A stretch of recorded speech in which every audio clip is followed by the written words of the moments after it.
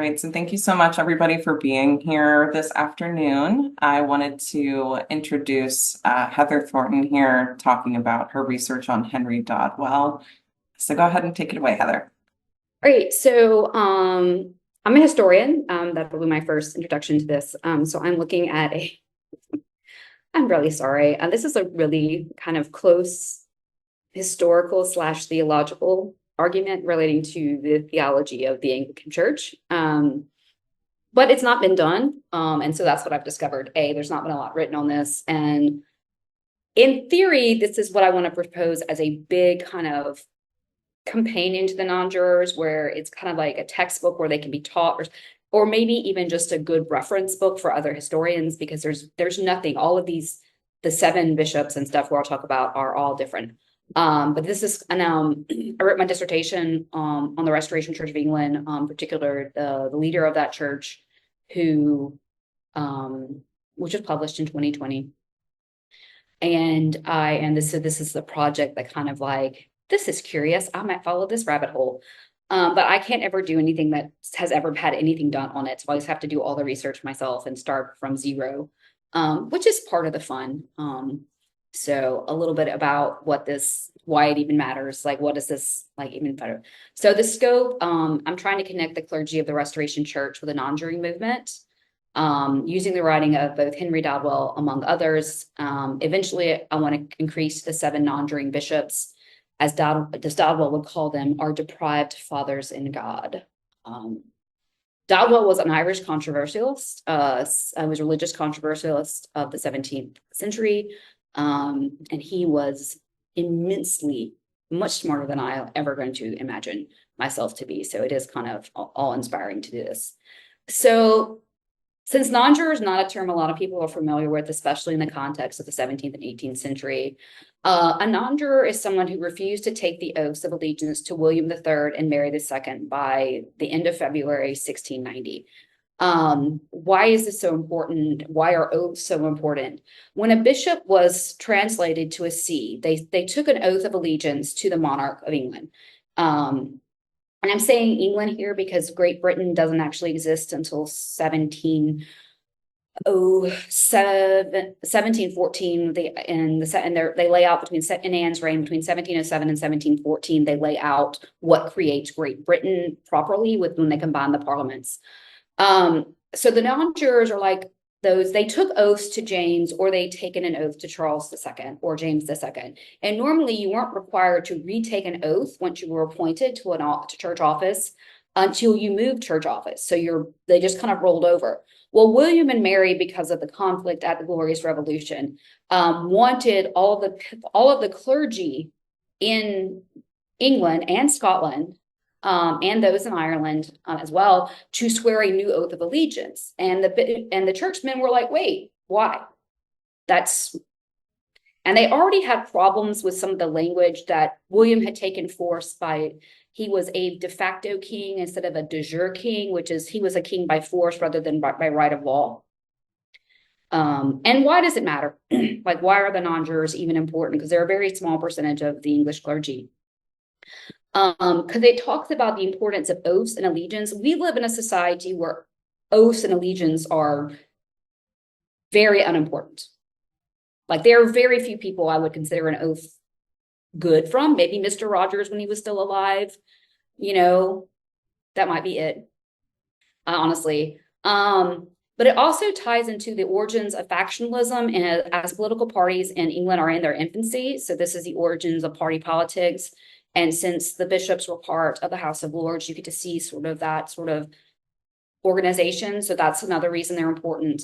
But it shaped the church and state relationship in the coming century. And the 18th century is one of great change and innovation in Britain as it has come. Going back to Jacqueline's presentation, the real crackdown on Gaelic or on the kilt and the bagpipes and using it as a language is put in place in Scotland as well after the 45, after Culloden. If you've read, watched, seen Outlander, that's the background of it. That's what Jamie Fraser's been involved in. But so all that's kind of coming. And so this group that's kind of arguing over why oaths and why allegiance is important kind of is setting a stage for a much bigger controversy. And even then, George I is going to become king of England as a German in 1715 when Anne dies.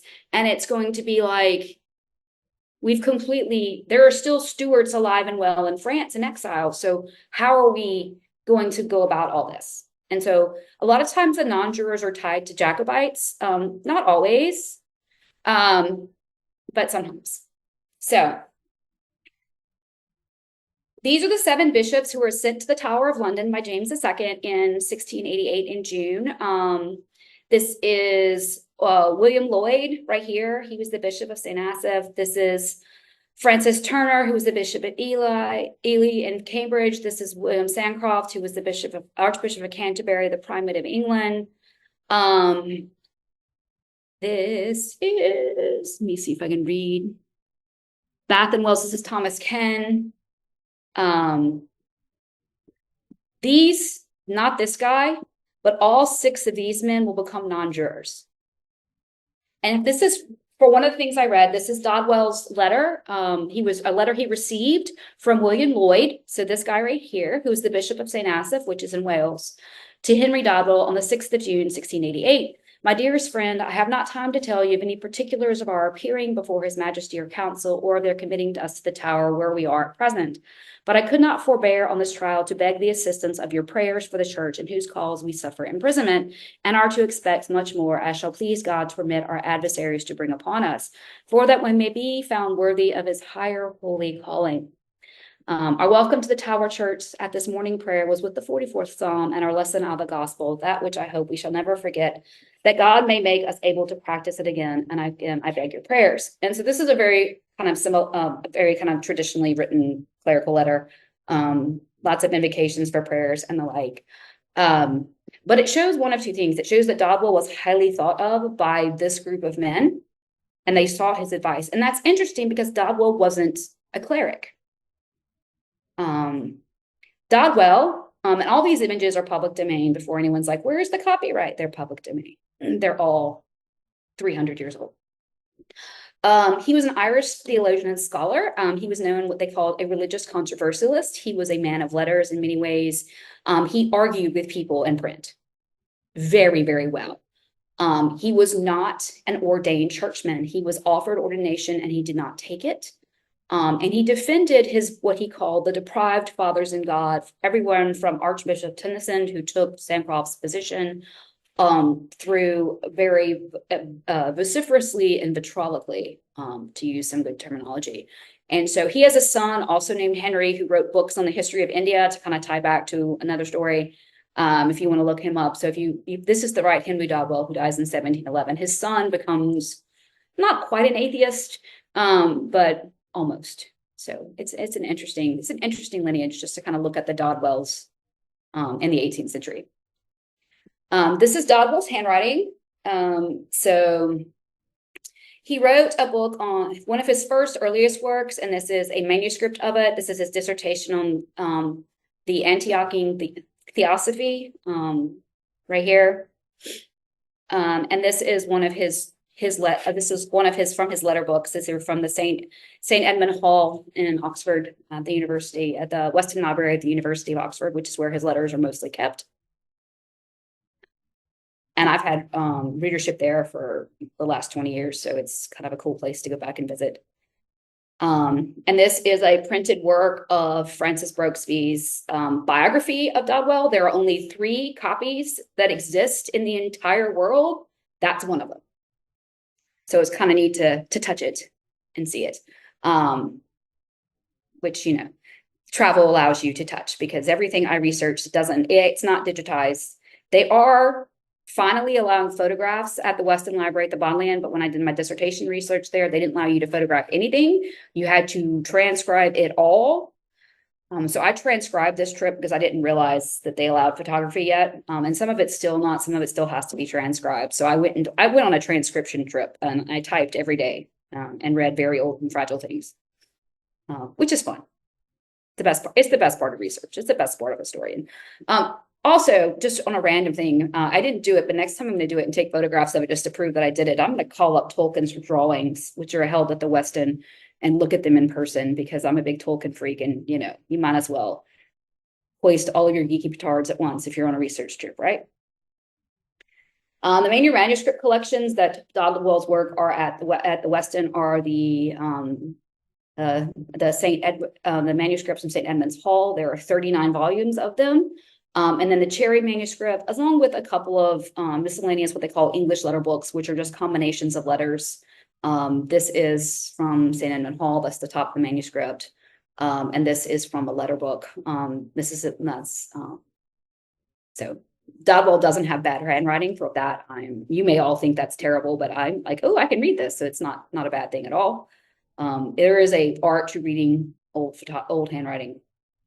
So, and because when I was there, as you have to kind of feed your soul as well, it was open Oxford the weekend that I was there last September. So I left my house the 1st of September 2023, came back on the 15th. So I did a 2-week stint. I have a small child at home, so that's about as much as I can get away with. So all the collegiate chapels and colleges were all open on Saturday afternoon and Sunday, which is not always the case. Magdalen is not often open to public, and so it was open, so I got to go there. And so I got to see all the beautiful stained glass, which is so much fun for this religious historian. It was also unprecedentedly hot in Oxford that weekend, the 2 weeks that I was there. So yeah, I was hoping to escape the heat from South Louisiana, but I took it with me. One of Dodwell's biggest persons he had conflict with was this man. This is Gilbert Burnet.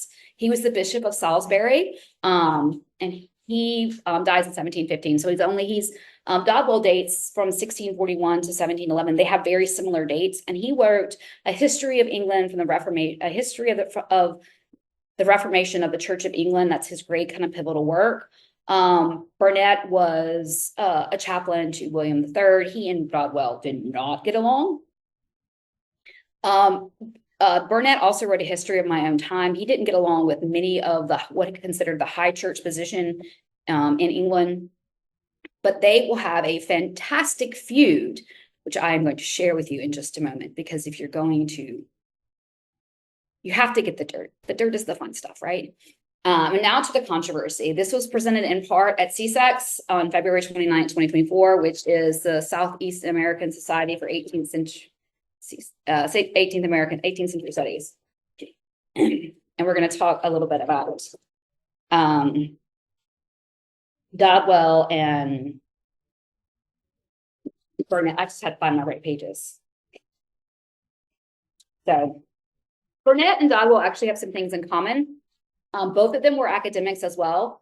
Dodwell was given the Camden Chair of History in 1689.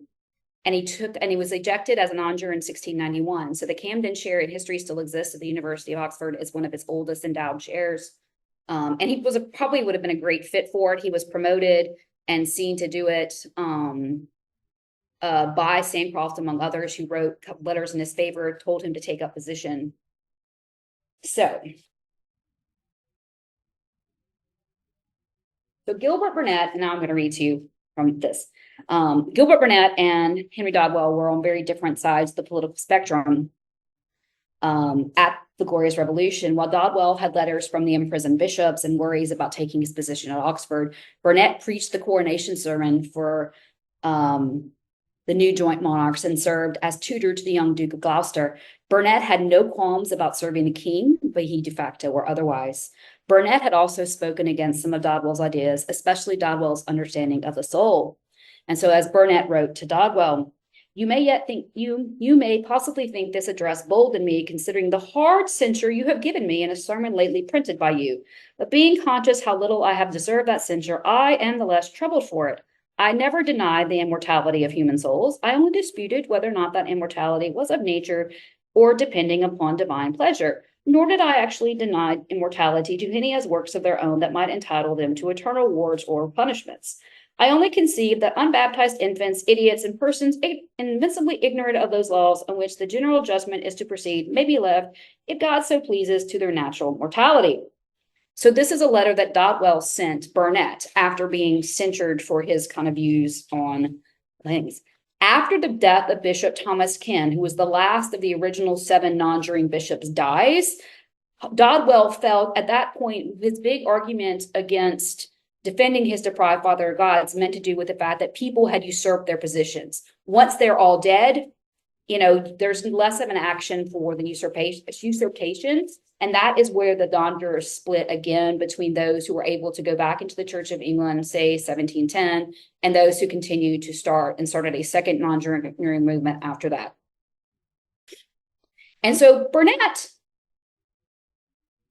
wrote to Dodwell, I have often in my thoughts applied to you and 1 or 2 more whom I could name a passage in Job, though I know the meaning is different than when I apply it, that God has pride for man. I believe you are truly humble in your intentions, and so I hope you shall be judged on the great day, but that you are one of the most self-conceited men of this age is too visible. I pray God open your eyes, take you out of that dangerous snare, and thus have written my thoughts very freely to you according to that authority by which you now seem to acknowledge.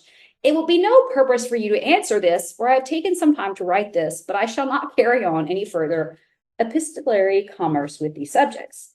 Burnett further wrote, as for the schism that you have lived in and now return from, I confess, I think the grounds of once living in it and now departing from it are almost equally unjustifiable. But Dodwell needed the last word. I who have been born, bred, and lived in the communion of the Episcopal Reformed churches as the most zealous of any of my accusers ought to explain themselves of that popery which has always been charged upon our Reformed Episcopal churches by dividers from them. Such popery as King Charles the Martyr and Archbishop Laud were guilty of, I confess, I am not ashamed. Even once Dodwell returned to the established church, he wrote, I quote, I have endeavored as well as I was able to fully recommend primitive antiquity as the best standard of Catholic and apostolic revelations, wherein they all must meet, if they will retrieve that Catholic communion for which the primitive church is so deservedly famous. So one of the things that the non-jurors, and one of the things that's really interesting about this project is that they go way back in church history. Many times in Anglican theology, there's kind of this look to Elizabeth, look to Henry VIII, look to Cranmer. But the non-jurors go back to like Cyprian in the 3rd century. They go to Augustine, they go to Basil of Caesarea, they go way back to the patristic fathers, and they start to build these arguments about episcopacy that had never been built before inside a Protestant communion. So it is really interesting, and I'm sorry, this is probably like way more theologically than most of you wish to know. And yes, I have seen that print. If I had my background unblurred, you could see my Tolkien fan art in my office, but I'll not do that. So I know this is probably like way more less fun than you expected. But I am open for questions. If you have some, I'm hopefully And yes, they have the best language. They are like all of these 17th century like churchmen were really well educated. So their ability to pull you apart in the press and to write fantastically nasty things about one another is excellent. If you can make it to the language, it's excellent. So that's right, Heather. These were published letters that they were published that lay people or whoever had access. It was published, that one, let me look at my notes and I'll tell you when it was published. In 1713, by Richard Smith in London. Oh, those are pretty tame. There are some, okay, that's good to know. There are some that are way worse. And when they really start, they get really nasty when they start talking about what they viewed as schismatics. And those people who like broke from the Church of England before. And so there's some fantastically like, things they put in press, like when cobblers preach and when women preach and when women pray and cobblers preach, the fiends in hell make holiday. Like, I mean, there's just such good stuff. And it's so fun because it's not what you expect. Right. You think men of the cloth will lob insults at each other via the press. But yeah, I mean, it's the weirdest thing I have ever found, like researching Men of the Cloth, which is what I research, is it was a kind of a how to treat kidney stones recipe. Like they were writing because Henry Hammond, and so during the restoration, like before the restoration or the interregnum, Henry Hammond was writing to like the Anglican clergy who were all kind of like in hiding because the Cromwell had kind of outlawed the church. And so they're writing about their stones and about how much they paint, and they're like recipes about this is what I've been recommending to do. And they're just, sometimes they're really formal, and sometimes they're like you can tell these people had a really good relationship and they're chatty with one another, asking about the family and like, gossipy letters. Does anybody have any questions for Heather from her presentation that you'd like to type or come off mute?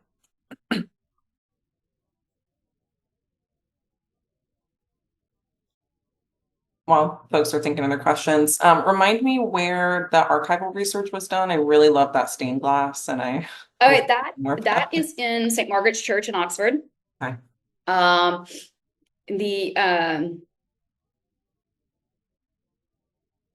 Just so much fun stuff. And then so I went to all of them. Oxford has, because it's a collegiate town, each college has a chapel. So there's one at university, there's one at New College, there's Christ Church, which is the cathedral of Oxford, because Oxford is an Episcopal see, as well as being a college chapel. Most of you've seen Christ Church because it's been used in a lot of films. It's the background for Hogwarts. The cathedral is the background for the ceiling and the dining hall in those movies. The library, part of it, which is the Radcliffe Camera, which is the Radcliffe Camera, which is out behind the University Church, between the Bodleian and Broad Street. It's in the new Willy Wonka movie where the librarian lives, which I thought was apt. So, but yeah. But so, going forward with this, so I didn't get a grant this year because I was tired and I wrote one really, really quickly, and I just basically finished my research trip and I had not looked at it again. And so it was not fully formed. So hopefully I can get some this next go around and go back, because I need to go to finish this up. I need to go to Kew, which is the National Archive in England, which is it's in Kew Gardens. And I need to go back to Lambeth, which is the Episcopal Church is archive as well. And I need to go to Dublin because I need to go to Trinity. Very nice. College library.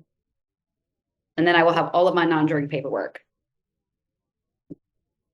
If we're going to add a clause, I think you should add a clause that we can like put an amount for childcare, because that would have saved me a good little money. Yeah. Well, and I don't want to, shoot myself in the foot here, but the current plan for the research grant, for anybody who maybe hasn't applied before, the current plan is to open up the application in early July this year. And so they have the summer to work on them. And this way we won't be running up into having to get them reviewed in December when nobody's here. So that's the thought right now. I don't want to overpromise and underdeliver, but that's the current idea. So if anybody's getting excited, start thinking about it. Some announcements will go out. But the two people I am most interested in tracing down in the 7 non-juring bishops are Thomas Ken, who wrote to Dodwell, and Francis Turner. Francis Turner was the son of a former chaplain to the previous Archbishop of Canterbury, who I did research on. So he comes from a very strong high church position. So kind of tracing those roots a little more fully back to the Restoration, because Francis Turner as a child would have been, his father was ejected from his living. So because he was an Anglican. So. Oh, that'd be really interesting to dig into. So just kind of putting all these, and unfortunately, none of the letters are at the same place. And I would probably also have to go back to the BOD and look at, I think Brant Turner has some letters at the Bodleian, which back in the Tanner manuscripts, which is a unorganized set of 187 manuscripts that were saved in, say, 1810 from the skip. where they've been thrown out to be trashed. So they're just kind of hodgepodge put together. A lot of Stuart ecclesiastical writings, but then occasionally there's some weird Elizabethan stuff in there. Like, here's a letter from Elizabeth I, spy master. I would think at this point that that an archivist would have gone in there to organize, but who knows? They're working on digital. Well, the Bodleian has a massive manuscript collection. Okay. And the British Library as well, which is where some of this is at, is also massive. And it's the amount of money necessary to what they have done, what the Bodleian has done since last time I was there is you can now search their manuscript and order manuscripts electronically. When I was there in 2007, 2008, 2010, you had to write them a ticket by hand and give it to them. Yeah. It's such an enormous undertaking. And it's what's used, and they're working on some of the things that are used most frequently, or could be the most used in like open ER forms. Like they've done some of Shakespeare's, some of the folios have been done, some of it's stuff that's, and then there's the problem, like, yeah, you can do it, but can you read it? They're not going to transcribe it. They're just going to digitize it.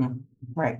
And a lot of them do exist in microfilm as well. So they've been photographed for microfilm at one point in their future.